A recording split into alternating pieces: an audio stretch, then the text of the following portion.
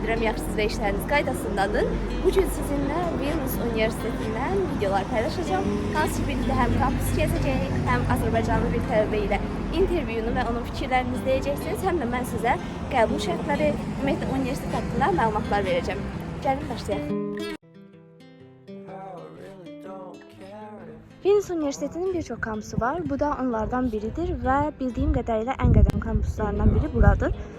Digər tərəflərini də sizə göstərəcəm. Həmçinin məzuniyyət gününü də görəcəksiniz. Məzuniyyət günü olan kampusda eyni kampusdur, sadəcə fərqli tərəfləridir. Burada filologiya fakültəsi var, hansı ki filologiya sahəsi üzrə top universitetlərdən biri sayılır bu universitet. Həqiqətən də dünya reytinqində çox yaxşı yerdədir. Və bunların hər birini statistikaya əsasən deyirəm, qeyd edim ki, burada tarix fakültəsi var, burada universitetin kitabxanasının və burada da gördüyünüz kimi qeyd olunub 1547-1997 16-cı əsrdən bəri universitet ümumiyyətlə fəaliyyət göstərir. Bu müddət fəaliyyətini dayandırsa da daha sonra isə yenidən açılaraq fəaliyyətinə davam edib. I'm still looking forward to watching part 2 of Deathly Hallows with you.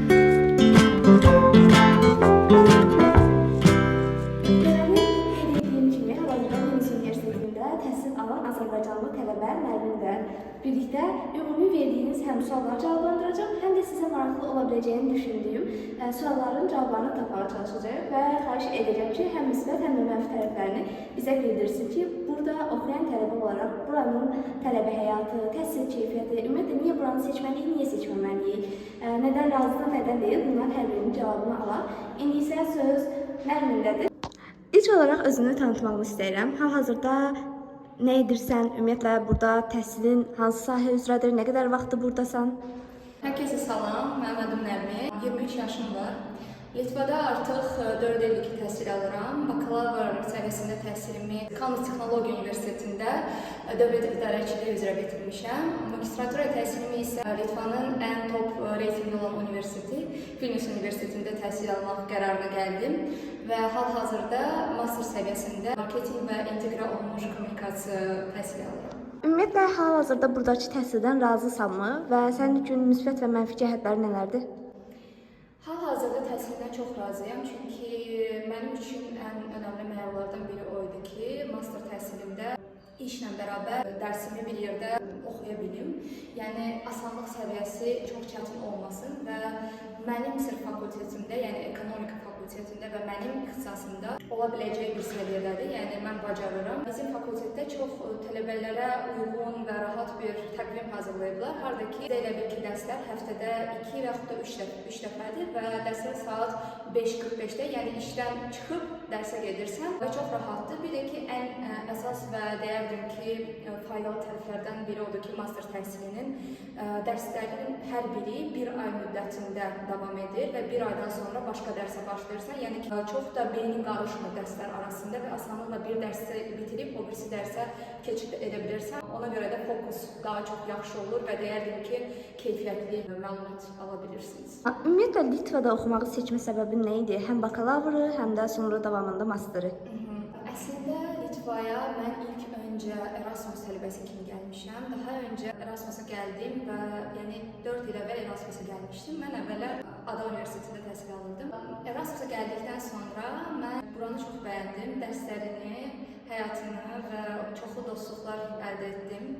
Bir də ki, təhsil səviyyəsi daha keyfiyyətli və daha asan olduğunu anladım. Yəni, Ada Universiteti və Avropada təhsil arasında seçim etməyi düşünürsünüzsə, mən deyərdim ki, bunu Avropada edin. Çünki əslində siz Avropa diplomu alacaqsınız və təhsil səviyyəsi heç də aşağı deyil, hətta deyərdim daha yaxşıdır və reytinq olaraq da daha reytinq universitetdə təhsil alacaqsınız.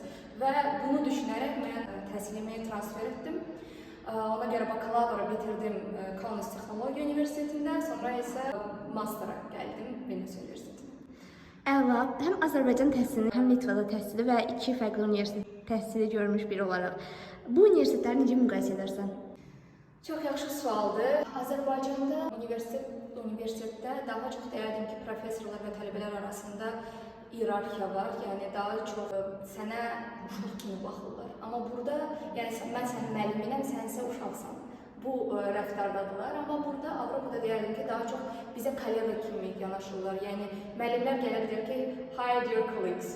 Yəni demir ki, hi dear children. So it's like different. Yəni fərqli tərzdə səninlə yanaşırlar.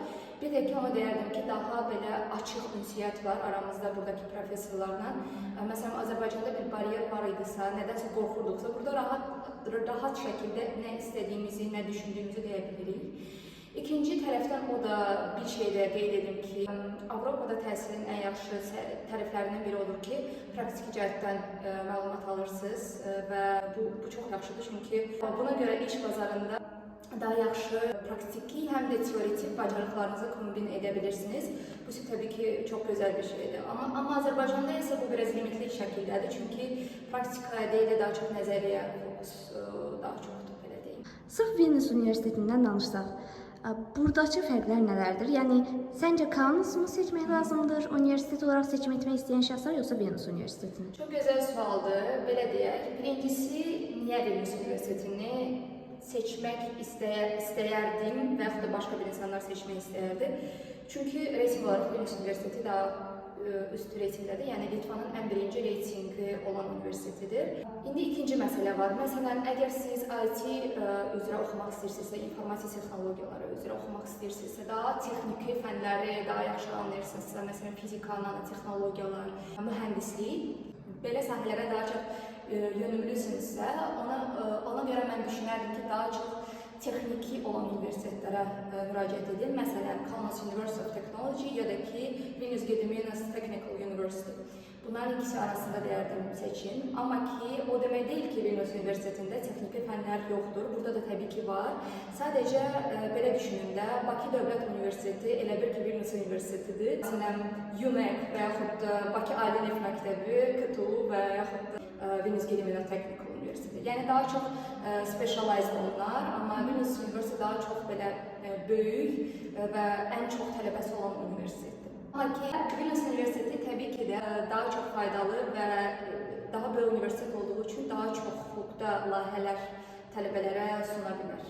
Fərqlər nədir? Təbii ki də Avropada daha çox praktiki tərəfdə bilik ala bilərsin, çünki həm bakalavrda, master proqramlarında traineeship, yəni internship, praktika, proyekt kimi işlər etməlisiniz. Yəni təkcə diplom işi deyil də, həm də praktika etməlisiniz. Həm də bunu etmək çox vacibdir.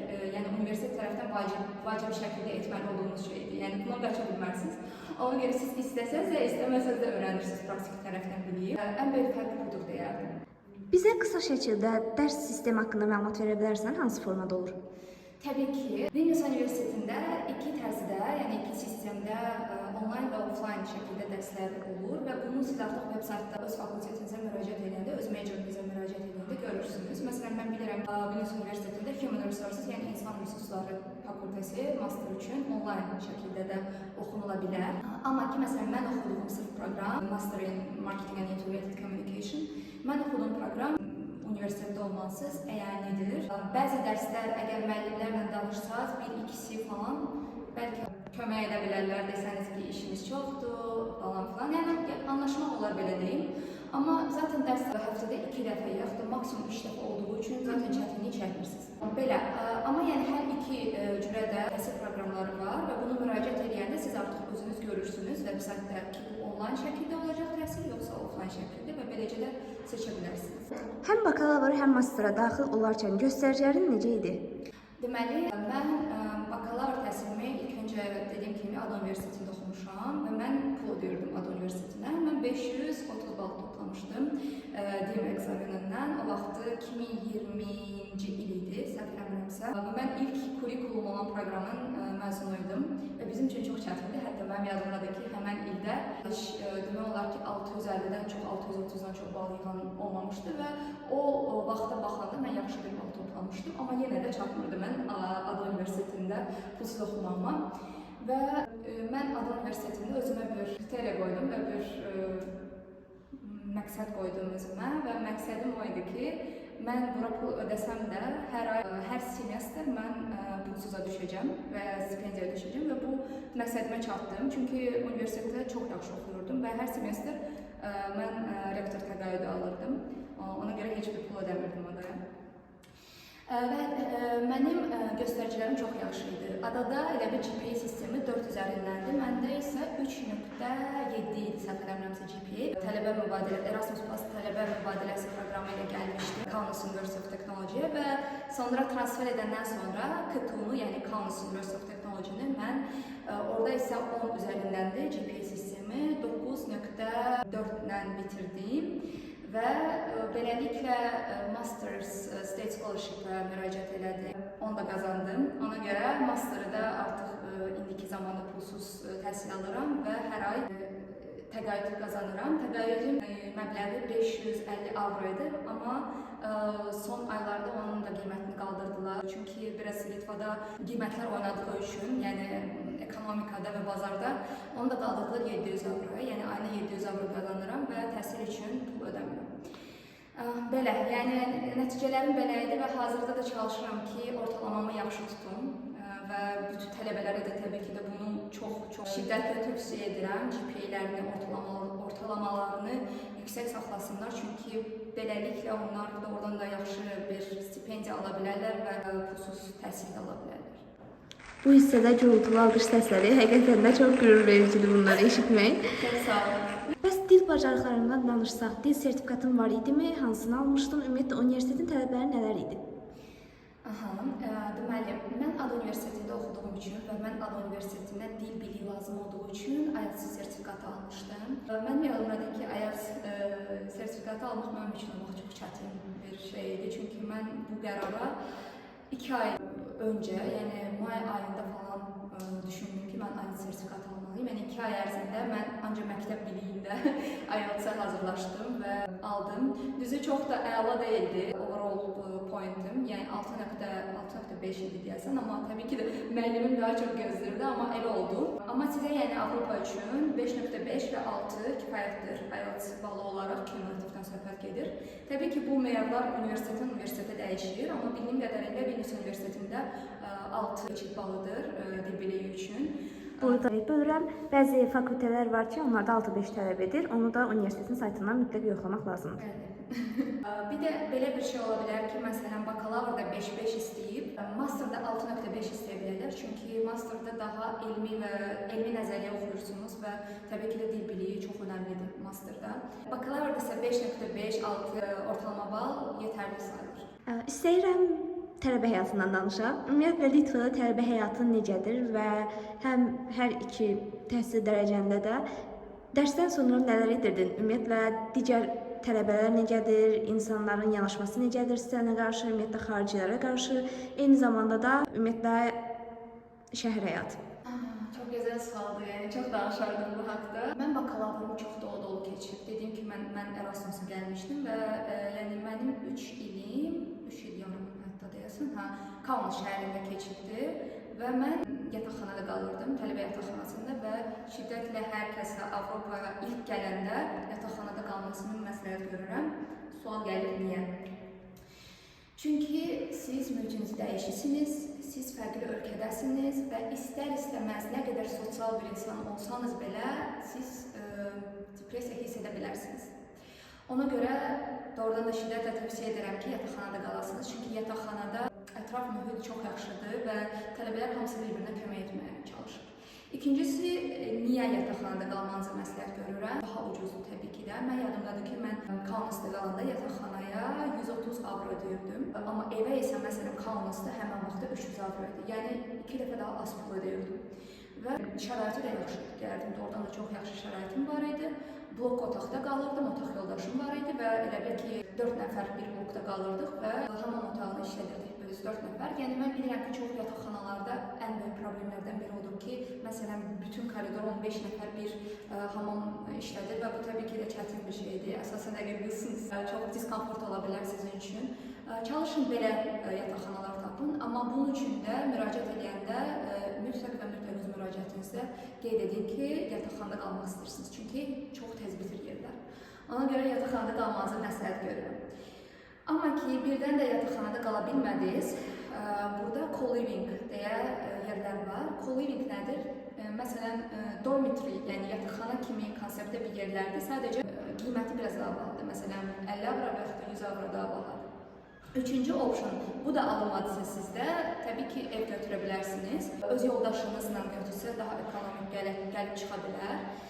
Hal-hazırda mən məsələn öz dostumla bir ev kiraya götürmüşəm və mənim aylıq xərcim kommunalla bir yerdə 350 avro gəlib çıxır. Amma mən bunu məsələn tək başıma götürsəydim, yəni daha 700 avro gəlib çıxa bilərdi. Amma biz bölüşürük deyə, yəni daha aşağı ödəyirəm. Yəni belə bir opsiyalarımız var qalmaq tərəfdən. Amma Litvada həyat baxımından belədir. Litvada transport çox rahatdır. Deyərdim ki, deyirlər ki, Almanlar ən dəqiq millətdir. Mən deyərdim ki, Litvanlar ən dəqiq millətdir. Yəni transport sistemi çox yaxşı işləyir və çox ucuzdur. Məsələn, Vilniusda aylıq tələbə kartı ilə 5 avro olmalıdır. Yəni 5 avroya siz aylıq pas alırsınız və limitsiz şəkildə istifadə edə bilərsiniz trolleybuslardan və avtobuslardan. Sonra qatar var. Qatar çox yaxşı işləyir. Zaten Litva özü çox böyük bir ölkə olmadığı üçün çox da bəlkə də lazım olmaya bilər sizə qatar, amma şəhərlərdən aralarında yəni yenə də fərq var. Məsələn, Vilnius və Kaunas arasında birinci böyük və ikinci böyük şəhər arasında 1 saat yarım fərq var. Yəni tələbələrə bir gedişdə endirimlə 5 avro bu məbləğdə gəlib çıxır. Sonra başqa nə danışa bilərəm? Litvanın havası haqqında danışım biraz. Çünki mən özüm məsələn bu haqda çox suallar alıram ki, hava orada necədir. Təbii ki, hazır olun ki, bura Azərbaycan qədər isti deyil. Ona görə qış paltarlarınızı mütləq və mütləq gətirin.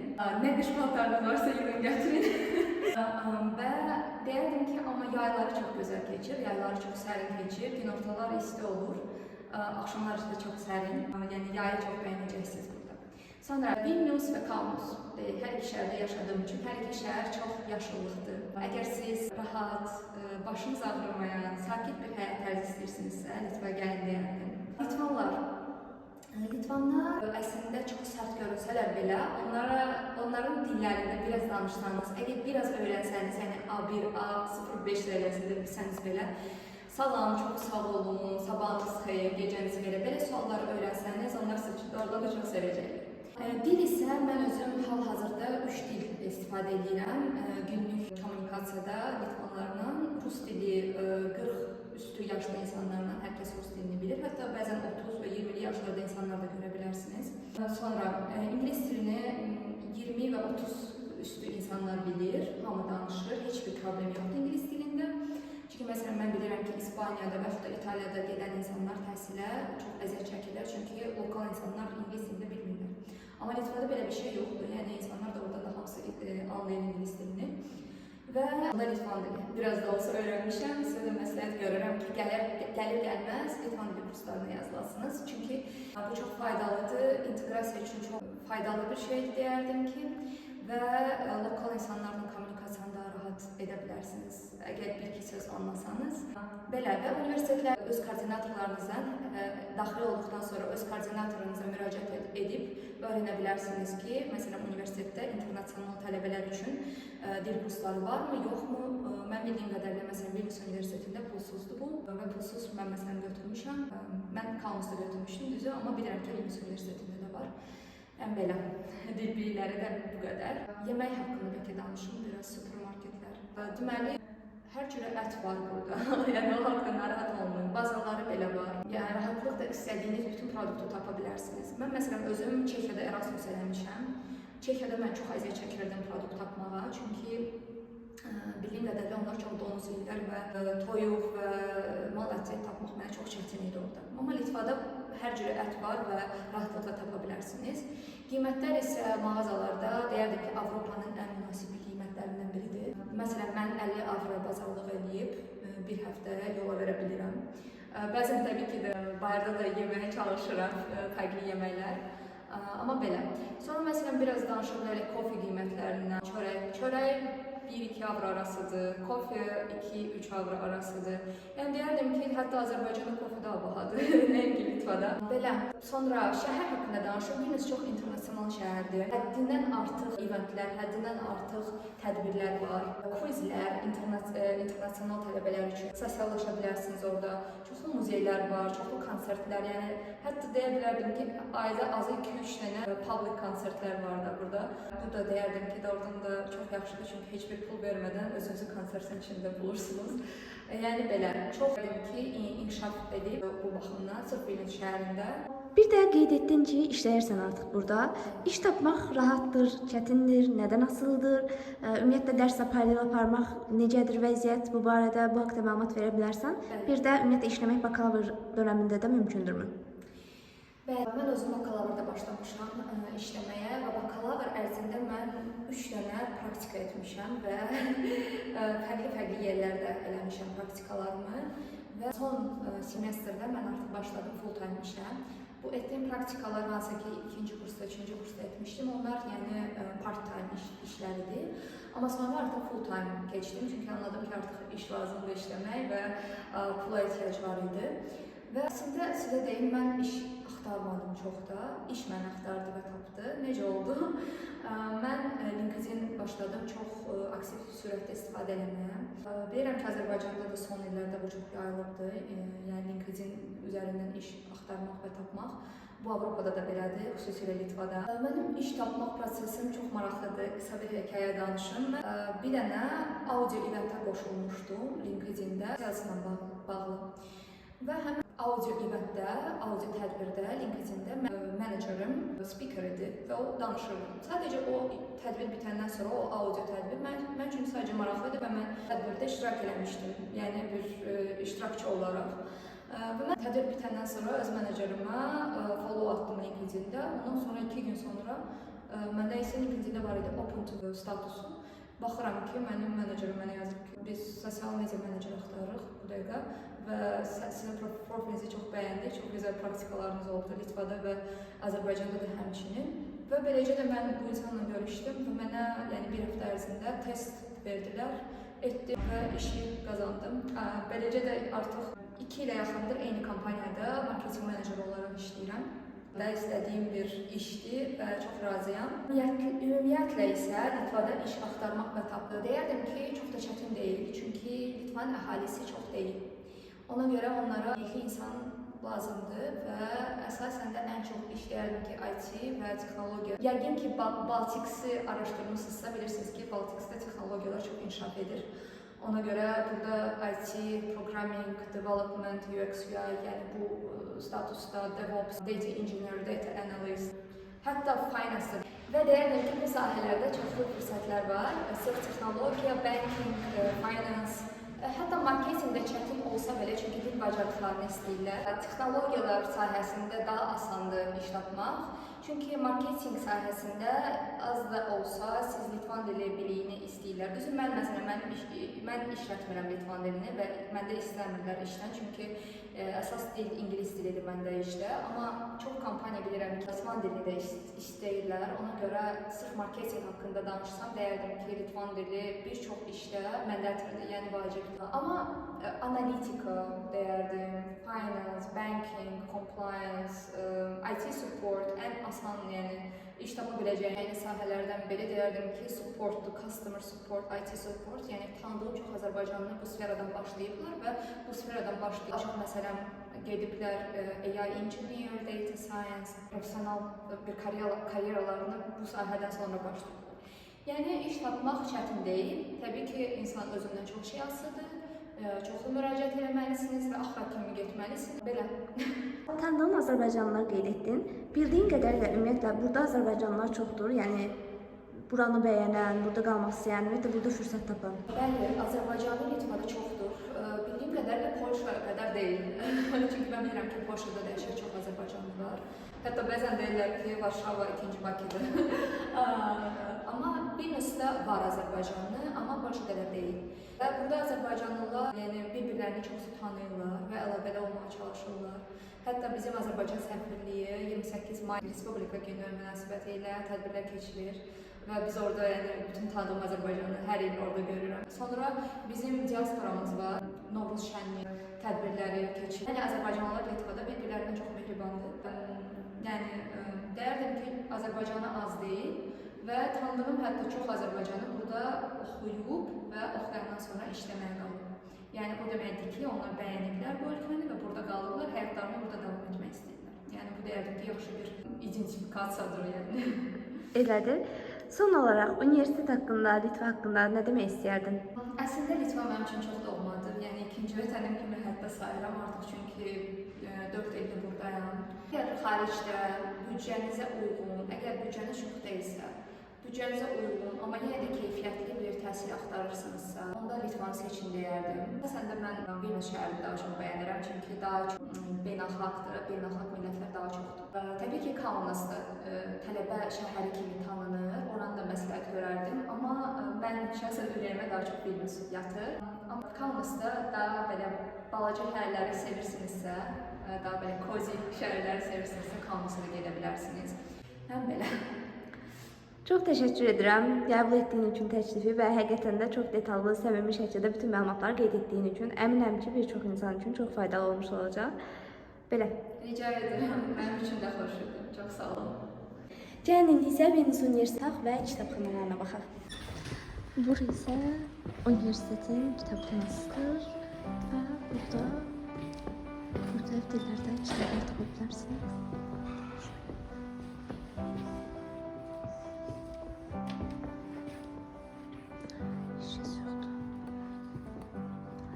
Wish that I could carve out my emotions in a healthy manner.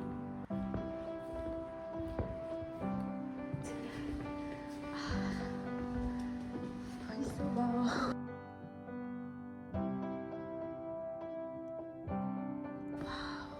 You're so great.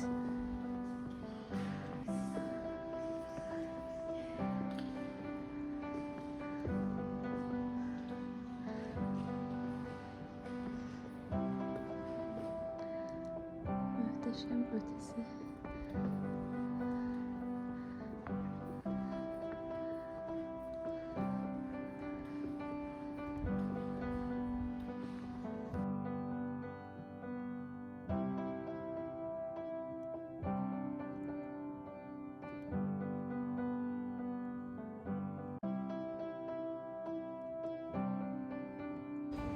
Vilnius Universitetin qarşısında videomu sonlandırım.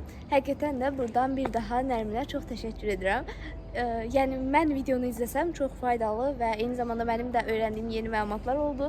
Çox həqiqətən də düşünürəm ki, produktiv bir video olmuş oldu. Belə videoların davamının gəlməyini istəyirsinizsə, ümumiyyətlə videolar çəkməyimi istədiyiniz universitetlər varsa, hər hansı bir mövzuda video çəkməyimi istəyirsinizsə, şərtdə qeyd edə bilərsiniz. Eyni zamanda da kanalı izləməyi, videolarımı bəyənməyi və şərh yazmağı da unutmayın. Növbəti videolarda və növbəti universitetdə görüşənədək.